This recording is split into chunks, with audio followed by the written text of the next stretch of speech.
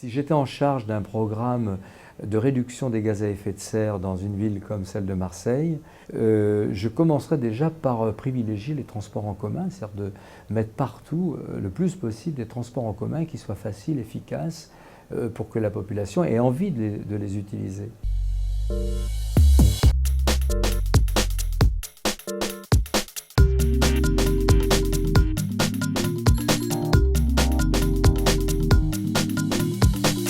Deuxième chose, je mettrais peut-être un peu plus de verdure.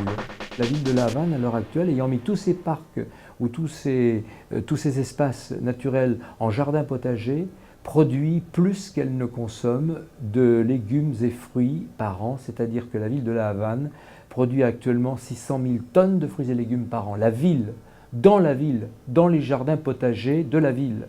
Ça veut dire que la famine, le spectre qu'on nous brandit, que demain on meurt de faim, c'est parce qu'on ne veut pas s'occuper nous-mêmes de produire ou de se réapproprier notre souveraineté alimentaire.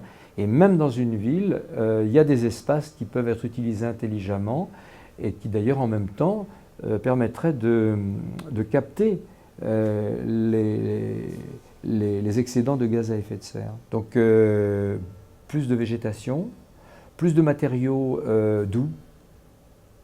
Je vais appeler ça matériaux doux, le bois plutôt que le béton. De matériaux recyclables. Donc tout ça, le type de matériaux utilisés, les constructions, la récupération de l'eau de pluie, demain l'eau va être très précieuse. Moi je suis agriculteur et je sais très bien, pour en avoir longuement débattu avec des spécialistes, que l'agriculture est au moins pour un tiers responsable des gaz à effet de serre. C'est-à-dire que si on arrêtait en partie les méthodes productivistes de l'agriculture, on aurait réussi à diminuer de manière suffisante les gaz à effet de serre tels que nous le recommandent tous les agendas internationaux qui sont en cours.